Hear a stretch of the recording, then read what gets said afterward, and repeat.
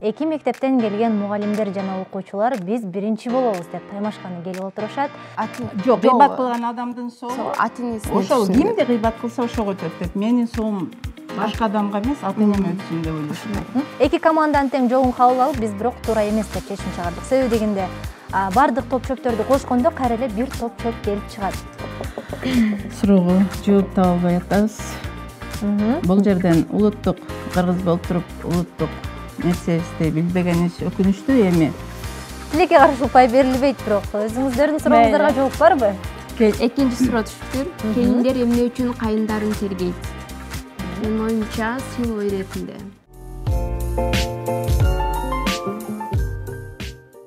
Саламатсыздарбы, урматтуу телекөрүүчүлөр? Эфирде биринчи бол программасы. Билимдүүгө дүйнө жарык ураны менен биз бүгүнкү программабызды баштайбыз. Эки командадан мыкты келген мугалимдер жана ошондой эле окуучулар келип отурат. Демек кызыктуу таймаш орун алмакчы. Анда дароо дал ушул келген конокторубузду тааныштырып өтсөм. Менин оң жагымда отурган номер 78 Насирдин Бапыкулов атындагы орто мектебинин англис тили мугалими Мусакул уулу Жаштыкбек агайыбыз. Өзүнүн окуучусу Урматбекова Акчайым менен биргеликте келип отурат. Кош келипсиздер. Маанайыңыздар кандай? Жакшы, рахмат. Шүгүр. Жеңебизби бүгүн? Буюрса. Эң сонун. Акчайым, маанайың кандай? Жакшы, сонун. Жеңебиз, э? Ооба. Баракелде, эң сонун. Кол чабуулар болсун, келиңиздер. Шаң болуп калып. Ал эми менин сол тарабымда отурган бул Касымалы Жантөшев орто мектебинин англис тили мугалими Кебекбаева Гүлжамал эжеке. Өзүнүн окуучусу Кошматова Аяна менен биргеликте келип отурат. Кош келипсиздер. Маанайыңыздар кандай? саламатсыздарбы? Бүгүнкү биздин маанайыбыз аябай жакшы. Бизди өкүндүргөн деле эмес, кандай десем. Биз эмнеге мурда ушул эфирди көрбөгөнбүз деп таң калып атабыз. Эми анда такыр эле биз эч нерсеге катышпаган мугалим болуп калам. Антип айтсам, бирок көп эле курстарга, башка азыр интеллектуалдык курстарга барып турабыз, бирок чындыгында моюнга алыш керек. Бул оюнду мен 2 күн мурда уктум. Бирок аябай сонун оюн экен. Окуучуларды, негизи мугалимдерди деле тарбиялай турган, логикалык жактан өстүрө турган аябай пайдалуу эфир экен. Эң сонун. Алдын ала көз карашыңызга ыраазычылык билдиребиз эжеке. Оюндун жүрүшүндө дагы көрөсүз. Аягында өзүңүздүн оюңузду дагы бир ирет айтып өтсөңүз дагы болот. Дагы бир ирет куш келипсиздер дейбиз. Аяна, жактыбы? Жагып атабы? Сонун. Анда эмесе Насирдин Бапыкулов мектебинен келген команда билим командасы болсун. Ал эми Касымалы Жантөшев мектебинен келген команда илим командасы болсун, э? Эки командага тең мен ийгилик каалайм албетте. Анда эмесе биринчи бол программасынын биринчи туру бул логикалык суроолор. Биз баштайбыз. Биринчи суроо. Испаниялык аскерлер 2-чи дүйнөлүк согуш мезгилинде, тагыраак айтканда 1943-жылы эшектерден пайдаланышкан. Кызыгы, аларга кээ бир учурда эшектердин такайларын өздөрү менен бирге көтөрүп жүрүүгө мажбур болушкан. Алар негизинен эшекти 3 максатта пайдаланышкан экен. Биринчиси, аларга өздөрүнүн курал жарактарын жүктөп жүрүшкөн. Экинчиси, алардан согуш талааларында жандуу дубал катары пайдаланышкан экен. Суроо, үчүнчү максатын сиздер таап бериңиздер. Илим командасы? Биздин оюбузча бул эшектерди алгач согуш талаасына жиберишкен. Кайсы жерде мина жардыруучу зат бар деп. Ошону алдын тосуп турушкан деп. Баракелде, жооңуздар кабыл алынды. Сиздерде жооп барбы? Бизде бул суроого жообубуз. Бизде деле ошол баягы чалгын кызматын аткарган сыяктуу ошого жиберишкен. Алдыда коюлган жерге көмүлгөн миналарды табуу максатында. Эми адам эмес, ошол жаныбар жаракат алыш үчүн. Баракелде, кол чабуулар болсун. Эки команда тең бул суроонун туура жообун табышты, бирок биринчилерден болуп илим командасы жооп бергендиги үчүн 2 упай ыйгарабыз. Кийинки суроо. Шакирт устаттан сурады. Айтыңызчы, сиз кыйбат кыласызбы? Жок, себеби ал жаман көрүнүш деп жооп берди. Эгерде сизди кыйбат кылганга мажбурласа, эмне кылмаксыз деп окуучу кайрадан суроо жатат. Анда мен аларды кыйбат кылмакмын дейт. Суроо. Аларды деп кимдердин назарына туткан? Илим командасы? Атасын ата-энемди кыймак кылмакмын дейт. Себеби кыйбат кылган адамдын сообу ошол кыйбат Жок, кыйбат кылган адамдын сообу ата-энесине ошол кимди кыйбат кылса ошого өтөт деп. Менин соом башка адамга эмес, ата-энеме өтсүн деп ойлошум. Баракелде, жооңуздар туура. кийинки упай дагы илим командасына кетти. Үчүнчү суроо. Кытайда чет өлкөлөргө кетип, ал жакта окуп, илим алып, көптөгөн ийгиликтерге жетишип, кайра өз өлкөсүнө иштеп берүү жана илим тарбия берүү үчүн кайтып келген адамдарды бир жаныбарга окшоштурушат экен. Бул кайсы жаныбар? Илим командасы, билим командасы чамдайбыз. Деңиз ташбакасы. Эмне себептен? Мен окчумду толуктай өтсөм, алар тукум таштаганда сөзсүз ошол жерге кайтып келишкен. Ошон үчүн.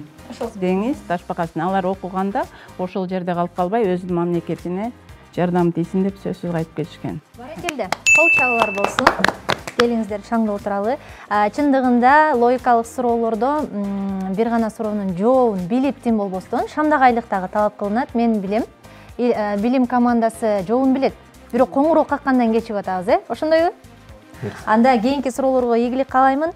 4-чү суроо. 2 топ чөпкө 1 топ чөптү кошсо канча топ чөп болот? Билим командасы. 4 топ чөп болот. Эмне себептен? Себеби 2 топ чөпкө 2 топ чөп кошулган үчүн. 2 топ чөпкө 1 топ чөптү кошсо канча топ чөп болот? 6 деп ойлойсуздар. Мейли, сиздердин 2 жообуңуздардан кабыл алдым. Сиздерде жооп барбы? Бизде жок. Биз 3 топ деп ойлойбуз. 3 деп ойлойсуздар, Эсиңиздерде болсун, бул логикалык суроолор. Токтолобуз, 3, 2, 1. 2 команданын тең жообун кабыл алып, биз бирок туура эмес деп чечим чыгардык. Себеби дегенде, бардык топ чөптөрдү кошкондо кайра эле 1 топ чөп келип чыгат. Тилекке каршы 2 командага тең упай бере албайбыз. 5-чи суроо. Эмне үчүн катуу нерселерге караганда суюктуктарда жана газдарда диффузия кубулушу бир кыйла тез жүрөт? Бир аз химияга баш багабыз.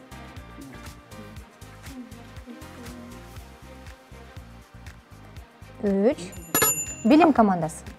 Себеби суюктук абага тез тараган үчүн. Жообуңуздар кабыл алынды. Сиздерде жооп барбы? Бул химиялык кубулуш болгон үчүн деп ойлойсуздар. 2 команданын тең жообун кабыл алдык. Туура жообу бул молекулалык түзүлүшүнө байланыштуу болуп эсептелинет экен. 6-чы суроо. Эмне үчүн оттон чыккан түтүн улам жогору көтөрүлгөн сайын шамал болбогон аба ырайында да көрүнбөй калат? Эмне себептен? Билим командасы. Себеби түтүн абага сиңип кетет.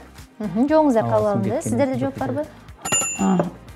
Билбейм, биз окуганда физикада мүмкүн туура, мүмкүн туура эместир.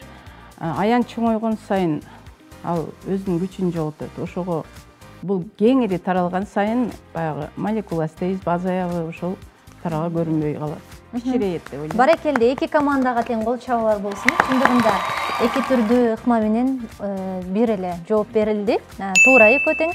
Улам жогору көтөрүлгөн сайын аба менен көбүрөөк аралашып кетет, сиңип кетет экен. Демек, билим командасы биринчи жооп бергендигине байланыштуу 2 упай беребиз. Келиңиздер, кол чабуулар болсун. Өзүбүзгө өзүбүз кол чаап шаңда отуралы. Кийинки суроо. Эмне үчүн биз боорду сындыргандан кийин аны кайрадан бириктире албайбыз? Эмне себептен?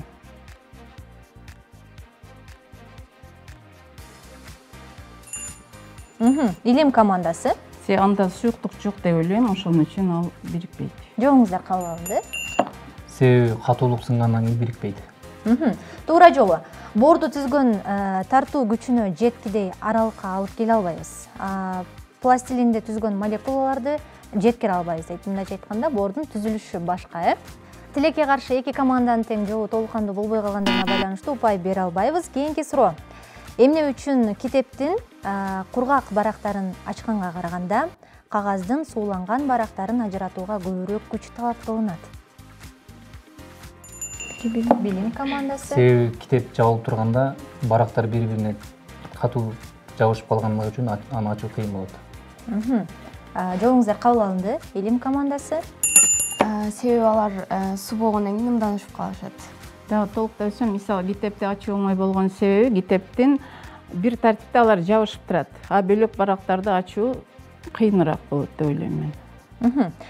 Туура жообу нерсени ачыш оңой дейм. Туура жообу суунун молекулаларынын тартуу күчү чоң болуп эсептелинет экен. Чындыгында эгерде биз логикага салып карай турган болсок, эки команда тең туура эле жооп берип атат. Бирок дал ушул бизге тийиштүү болгон сөздөрдү пайдаланылбай калган үчүн. Ошондуктан сиздерге дагы жарым упай, илим командасына дагы жарым упай карабыз. Кол чабуулар болсун. Кийинки суроо. Эмне үчүн конькини муз үстүнө тебүүгө болот? Ал эми бети абдан жылмакай болгон айнектин үстүнө тебүүгө мүмкүн эмес.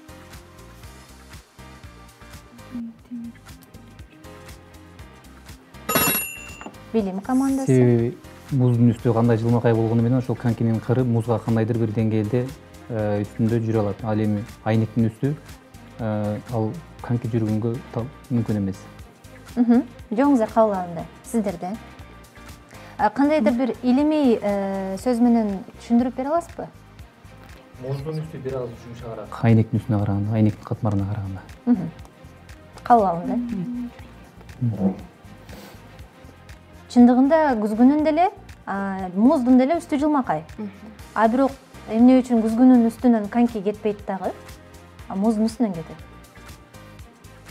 Муздун суу биригип катып муз болот да, ошондуктан. Дагы жообуңуздар барбы? Ошол суунун Мүмкүн болушунча илимий тил менен айтканга аракет кылыңыздар. 3 2 Айнектин катуулугу жол бербейт конькинин кетүүсүнө. Катуулугу деп ойлойсуздар, Чындыгында жакшы жооптор болду, канааттандырарлык. Бирок музда сүрүлүү күчү көп болгондуктан анда жүрүүгө болот экен. Упай бере албайбыз. Кийинки суроо. Бир киши атка кызды мингизип, жетелеп келе жатты. Алардын алдынан бир карыя чыгып, киши менен учурашып, аттын үстүндөгү кызды көрсөтүп сурады. Бул кыз сага ким болот деди. Анда тиги кишиден мурун кыз жооп берди. Мунун энеси менин энемдин кайненеси. Ошондо кыз кишиге ким болот? атасы болот. Жооңуздар кабыл алынды. Кызы болот. Кызы болот, атасы болот. Кызы. Ошондо кыз кишиге ким болот? Кызбы, ал кызы Кыз болот. кишиге кызы болот. Ошентип эле айт. Барекелде, илим командасына кол чабуулар болсун. 2 упайга карабыз. Мынакей достор, логикалык суроолордон 2 команда тийиштүү упайга ээ болушту. Биз болсо экинчи турга карай сапар алабыз.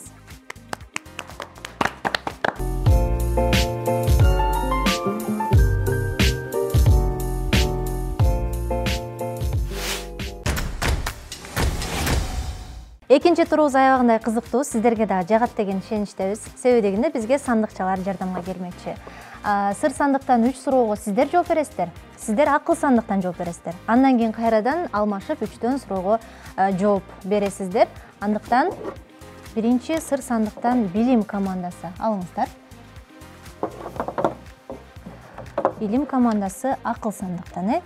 3 суроону алабыз дагы, кайсы суроо келгенин айтып туруп, андан кийин суроону телекөрүүчүлөргө жаңыртып өтөбүз. Баштадык.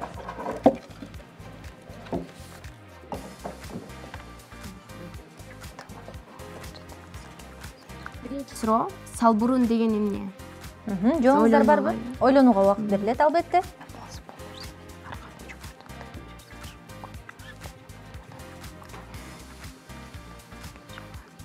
Убакыт бүттү. Билим командасы суроону окуйбуз.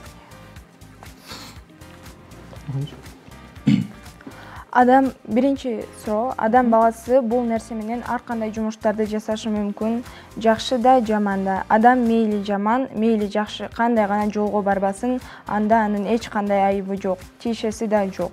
Буга адам өзү гана күнөөлүү. Мындай жагдайларга тиешеси жана айыбы жок нерсе азыр сандыкчада эмне?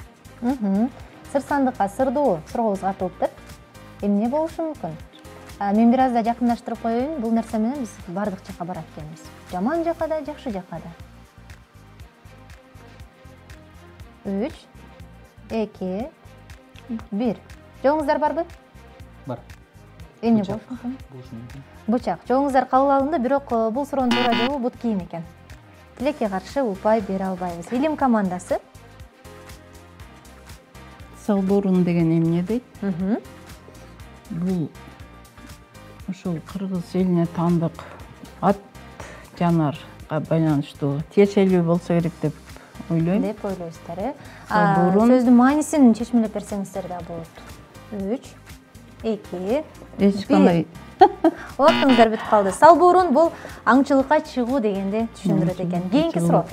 Алабыздагы телекөрүүчүлөр үчүн жаңыртып коелу. Кайсы суроо келди? Билим командасы. Экинчи суроо. Кадырлуу окурман, сандыктын ичиндеги нерсенин 6 бети, 21 көзү бар. Сандыктын ичинде эмне жатат? Убакыт берилет албетте сиздерге. 5-чи суроо. Кыт кыюу ырымы кайсы учурда колдонулат? Сиздерге да убакыт берилет. 3, 2, 1. Убактыңыздар бүттү. Билим командасы жооп барбы? Санына Бизде- көбүрөөк көңүл бөлөбүз. Тилекке каршы жооп жок. Суроону бир окуп койсоңуздар. Кадырлуу окурман, сандыктын ичиндеги нерсенин 6 бети, 21 көзү бар. Сандыктын ичинде эмне жатат? Болот, бирок сиздерге упай берилбейт. Жооп барбы? Берилбесе. Ал жана 65 кубик. Ошонун 6 бети болот, сандардын санында 21. Барекелде, жооп тура азаматсыз, бирок сиздерге упай Ошону берилбейт. Сиздерде өзүңүздөрдүн сурооңуздарга жооп барбы? Өзүбүздүн суроого жооп таба албай атабыз. Бул жерден улуттук кыргыз болуп туруп улуттук нерсебизди билбегенибиз өкүнүчтүү. Эми бул да болсо бизге тарбия, ар бир кылган иш же катачылык кийинкиге тарбия болот дегендей, кийинкиде Албетте, мен ойлойм телегөрүүчүлөрдүн арасында дагы бул аябагындай кызыктуу болуп жатат болуш керек. Туура жообу бала катуу коркуп жүрөк ордунан козголгондо экен. жүрөк көтөрүлүп.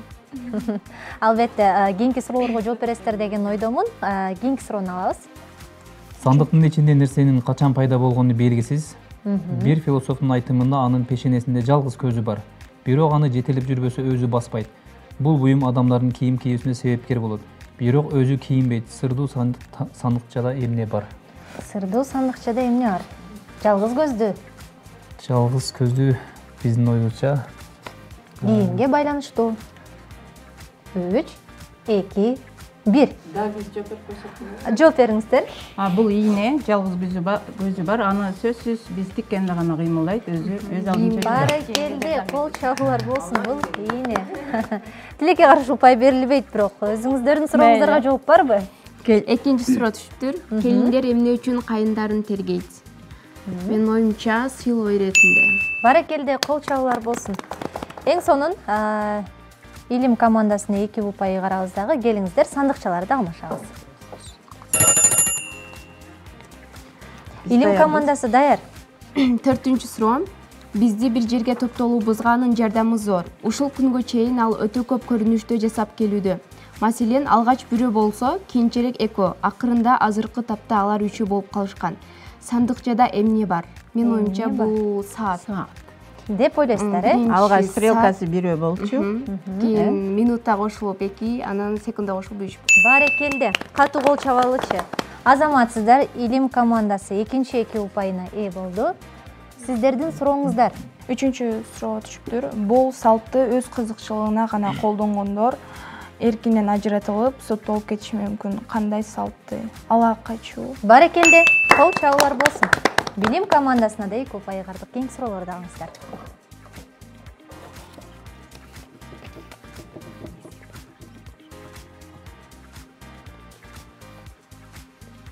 Убакыт бүттү.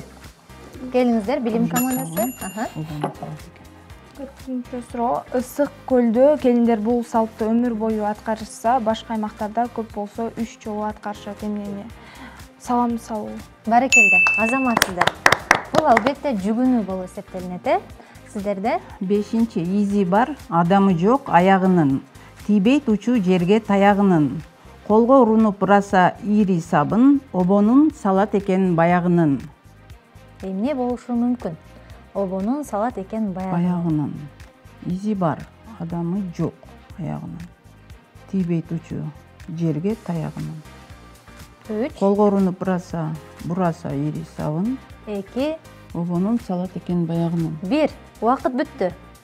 Баягынын обонун салат экен, э? Баягы дегенде тергеген сыяктуу, ырчынын деген сыяктуу. Радио бул. Жок. Радио деп ойлойсуздар, э? Бул граммофон болуп эсептелет экен. Тилекке каршы упай бере албайбыз. Кийинки суроо. Акыл сандык менен сыр сандыкта бирден суроо калды, Кандай суроо келди?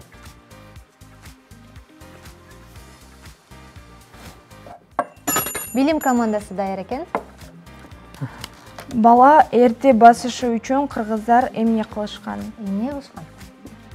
Тушоо кесишкен. Баракелде, азаматсыздар. 2 упай. Илим командасы. 6-суроо. СССРдин футбол боюнча курама командасынын дарбазачысы Ринат Дасаев баштыгында 2 нерсени салып жүрүүнү салт кылып алган. Алардын биринчиси колкап, экинчиси динге байланыштуу бир нерсе. Сандыкта эмне катылган? Мен оюмча бул теспе деп ойлойм. Теспе деп ойлойсуздар, Дагы бир аз ойлонолу. Тумар. Алардын биринчиси колкап, экинчиси Дайыма жакын досуң деп коет, аны. жайнам. 3, 2, 1. Акыркы жооңуздар. Теспе? Акыркы жооңуздар. Теспе. Тилекке каршы жооп турабыз. Бул китеп болчу эжеке. Ошо китеп. Кол чабуулар болсун келиңиздер. Неге сагыш? Тилекке каршы упай берилбейт. Мынакей урматтуу теле көрүүчүлөр, сыр сандыкка катылган өзгөчө сырдуу суроолорго жооп берип тийиштүү упайга ээ болдуңуздар. Акыл сандыктагы салт санабызга байланышкан мына ушундай болгон мыкты суроолор берилди. Кийинки турларда сөзсүз түрдө ийгилик каалаймын. Анда эмесе урматтуу теле көрүүчүлөр, дагы бир кызыктуу болгон 3-чү турубузду көздөй сапар алабыз.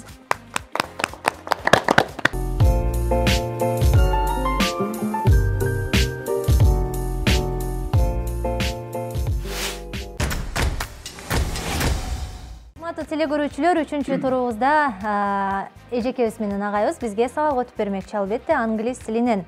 Биринчи болуп номер 95-чи Касымалы Жантөшев орто мектебинин англис тили мугалими Кебекбаева Гүлжамал эжеке өтөт. Кайсы темада эжеке? Сизге 5 минутта убакыт берилет. Эгерде убакыттан өтүп кете турган болсо, балыңыз кем калышы мүмкүн. Баштайлайм. Hello students, I am very glad to see you. And you know today is Tuesday. The weather is fine. It is raining now. And at first, before the beginning of the lesson, I will take rules or golden rules. First, listen. You listen to me and you listen to your classmates. And I listen to you when you say. Second,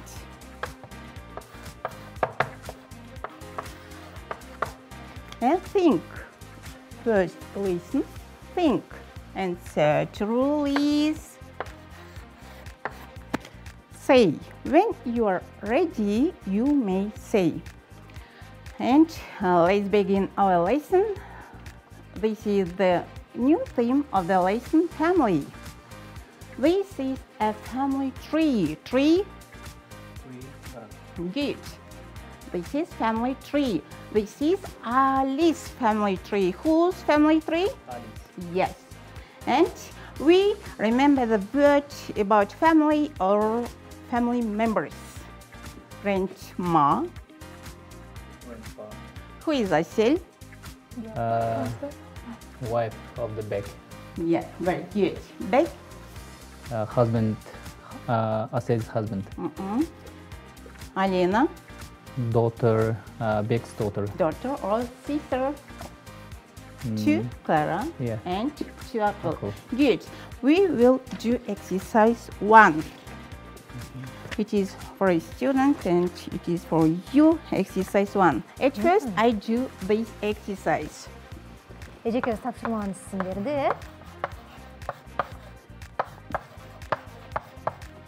For example, who is Rosa Chubeck? Who is Rosa Chubeck? Rosa is mother to Beck. Mother? To Beck. Think, please. Who is Rosa Chubeck? Mother-in-law. Yes, very good. Well done. I like your answers. Айтып көрөйүнчү. Роза Бек үчүн ким деп сурадыңыз. Андан кийин агай болсо апасы деп жооп берип алды. Андан кийин кайра кайненеси деп жооп берди. Кайненеси. Демек чу деген бул кыргыз тилинде га деген мүчө. Please Rosa Chubeck. And your task, please. First task. Who is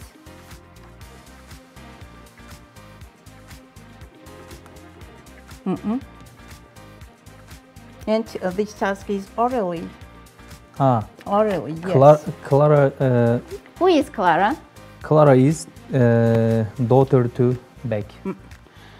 Who is Clara? To Beck. Clara is Daughter.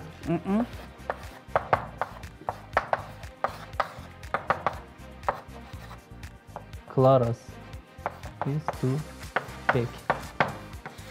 This is a table of the task. Yeah. For example, who is Rosa? Rosa is Beck's. Beck's. To Beck's. Beck.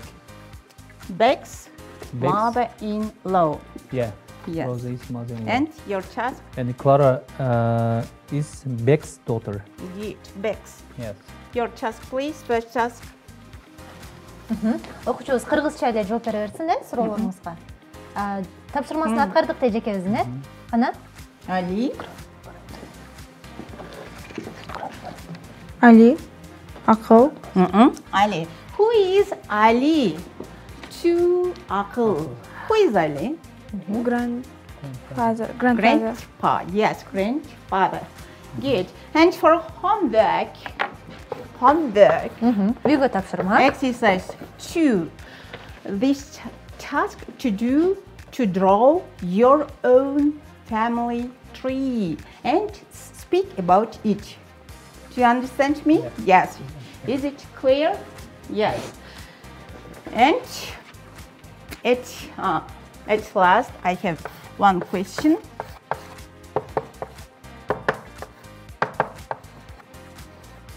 Do you like my lesson? Do you like my lesson? You come to the blackboard and choose one of the signs. Yes. Эжекебиз менин сабагым жактыбы? Бул жерден белгилеп бергиле дедиңиз, э? Кана? Choose one of the signs. Илешип калган. You can choose one of the smiles. Мен Do you ойлойм, like my окуучубуз дагы lesson? агайыбызга How do you кошулат. like my Yes, lesson? this is our science. Good. Goodbye. See you tomorrow. Баракелде, кол чабуулар болсун, эжеке ыраазычылык билдиребиз. Мынакей урматтуу телекөрүүчүлөр, Гүлжамал эжекебиз өзүнүн тандап келген темасын мыкты деңгээлде түшүндүрүп, андан кийин карама-каршы командага тапшырмалар дагы бердиңиз. Мыкты деңгээлде сабак өткөнүңүзгө сизге 2 упай ыйгарабыз. Ал эми суроого канчалык деңгээлде жооп беришти? Канча упай ыйгарасыз? Булар жакшы. Канча чейин ыйгарыш керек? Максимум 2 кылсак болот. 2ге. Мейли окуучубуз эфирге биринчи келип аткан болсо мүмкүн тартынып жатат, ошого жооп бере албай калды деп ойлойм. 2 балл берем. 2 балл. Баракелде. Аракетин сыйлайм. Кол чабуулар болсун. Демек, билим командасы дагы 2 упайга ээ болду. Биздин Жаштыкбек агайыбыз дагы англис тили мугалими. Кайсы теманы өтүп берет болду экен, сизге дагы кезекти узаталы. Hello students, today we are having a new theme, adjective, and degrees of adjectives. The theme.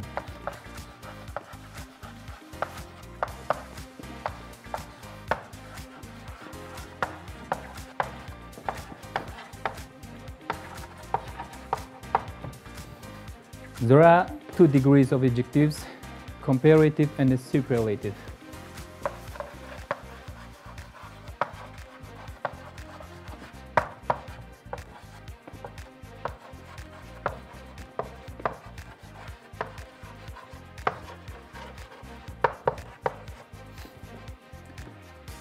And if for the comparative adjective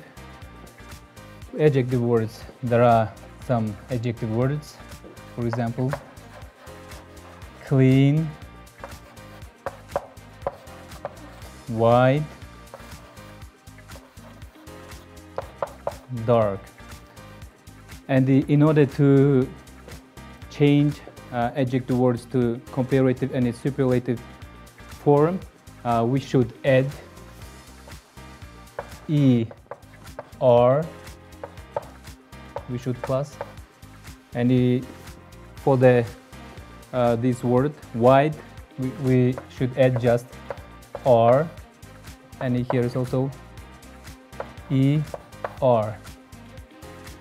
And the formation of the comparative adjective depends on the syllable. And there are, if we add some adjective words, there are two syllables. For example, expensive. We should add more expensive.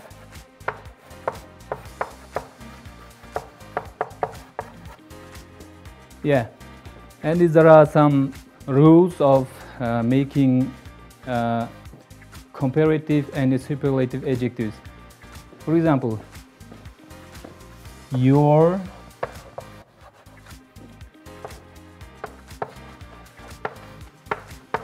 home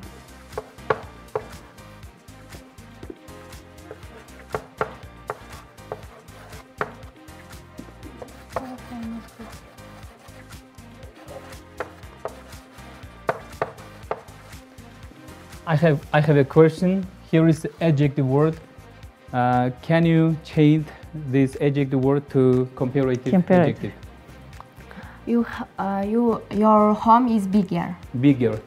We will add here bigger. And also second question, can you change this sentence to the superlative form? Is the biggest. The biggest. Your home is biggest in the village, maybe, yeah? Yes. And also for the homework, you can make 5 sentences to the comparative and the superlative adjectives. Yeah. Баракелде.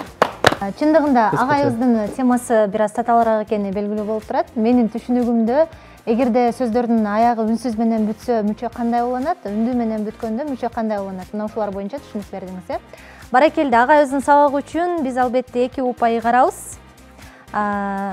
Болушунча аракет кылып, мыкты деңгээлде сабак өтүп берди. Сурооңузга канчалык деңгээлде жооп беришти? Канча упай бересиз? Жакшы, 2 упай беребиз. Себеби өзүнүн берилген тапшырмасына ылайыктуу туура жооп беришти. Баракелде, кол чабуулар болсун. Эң сонун. Мынакей урматтуу телекөрүүчүлөр, агайыбыз менен эжекебиздин өткөн сабагы сиздер үчүн дагы пайдалуу болду деген ишеничтебиз. Биз болсо 4-чү турда жолугушабыз.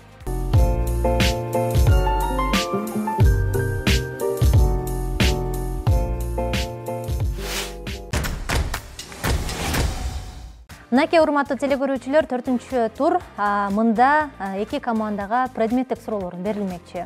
Чындыгында мен ойлойм, сиздерге үчүн суроо оңой эле болот деген ойдомун. Себеби дегенде Аяна 9-чу класстын окуучусу, Акчайым болсо 10-чу класстын окуучусу. Мугалимдер менен бирге кеңешип, туура жооп бересиздер деген ишеничтебиз. Анда эмесе баштадык. Биринчи суроо англис тил сабагынан дароо эле жооп бересиздер деп ойлойм. I'll be back эмнени билдирет? Илим командасы. Мен кайтып келем. Мен кайра келем. Баракелде. Азаматсыздар, Илим командасы алгачкы 2 упайны болду. Экинчи суроо адам жана коом. Коомдун руханий турмушундагы абалы өтө оор. Ал тургай катастрофалык абалга туш келген кырдаал кандай аталат? Илим командасы. Кризис. Баракелде. Кол чабуулар болсун. Үчүнчү суроо кыргыз адабияты.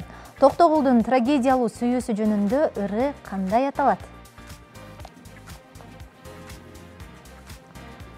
Аябагандай популярдуу, комузга салынып дагы ырды алып жүрөт. Билим командасы. Баракелде. Билим командасы да билдиңиздер эле, бирок коңуроого жетпей калдык, Кийинки суроо. Кыргызстан тарыхы. Буруттар деп кытайлар кимдерди аташкан? Кыргыздар. Баракелде. Кол чабуулар болсун. Тая баскан суроо азырынча бого элек. Кийинки суроо анатомиядан. Адамдын боору болжол менен канча килограмм? Билим командасы. 1 килограмм. 1 килограмм. Жоңуздар кабыл алынды. 1 килограмм, 1,5 килограмм. 1,5 килограмм. 1,5 чейин. Акыркы жоңуз? 1,5. Жоңуздар кабыл алынды. Туура жооп деп Илим команданыкы эсептелинет. Кийинки суроо. Күйдүм чок, эсимде, ой булбул аттуу лирикалык чыгармалардын автору ким?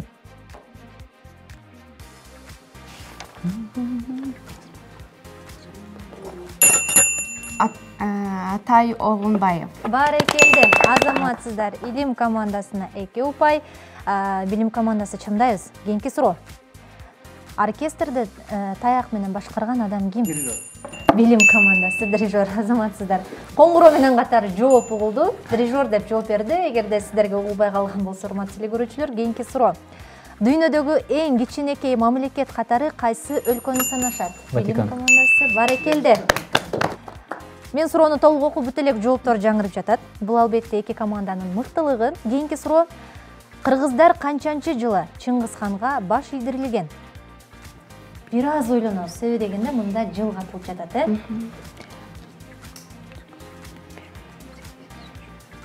Вариант барбы? Мен жардам берейин, Ушул сандардын арасында 8 бар. Жыл? Жыл. 1800 Деп ойлойсуздар, 1800 жылдар. 800 жылдар. Барекелде, бирок туура жообу 1208 жылы. Эң аягындагы санды айткан болчумун. Кийинки суроо, акыркы упайды ким алат болду экен, урматтуу телекөрүүчүлөр? See you late эмнени билдирет? Ой, кайсы команда биринчи какты? Тең болуп калды. See you late. Көрүшкөнчө. Барекелде, кол чалуулар болсун. Азаматсыздар, эки команданын канчалык деңгээлде ынтымакташканын дагы көрүп алдык. Албетте 4-чү турга чейин бири-бирин таанып, жакшы мамиледе болду деген ишеничтемин. Эки команда тең тийиштүү упайларына ээ болду.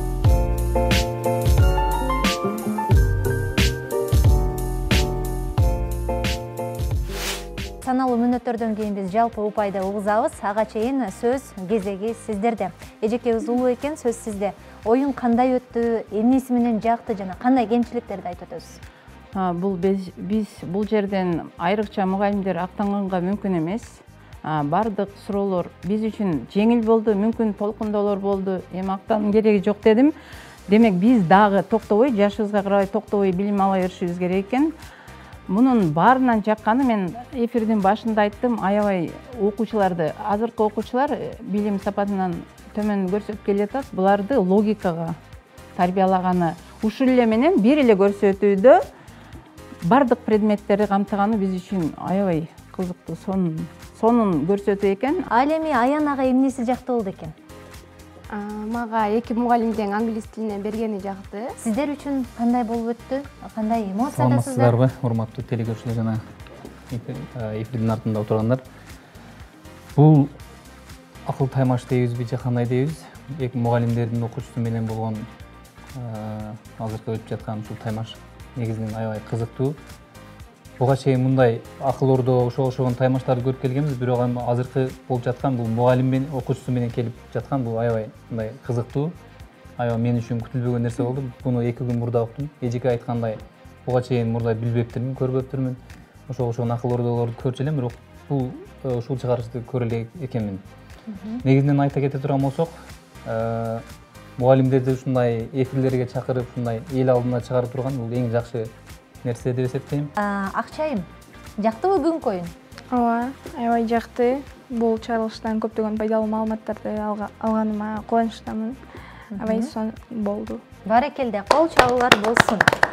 Эки командага тең ийгиликтерди каалайбыз. Ишиңиздерге ийгилик. Ал эми кыздардын болсо окууларына ийгилик каалайбыз. Мен болсо жыйынтыкты чыгардым, жаңыртып өтөйүн. Биринчи турда Илим командасы 8,5 упайга ээ болдуңуздар. Билим командасы 2,5 гана упай топтоп калдыңыздар. Экинчи турда болсо Илим командасы 4 упайга, ал эми Билим командасы 6 упайга ээ болду. Үчүнчү турда эки команда тең 4 упайга ээ болду. Төртүнчү турда болсо Илим командасы 10 упай, Билим командасы 8 упайга ээ болуп калды. Жалпы жыйынтык 20,5 упай менен Билим командасына кол чалуулар болсун. Ал эми 26,5 упай менен Илим командасына кол чабуулар болсун.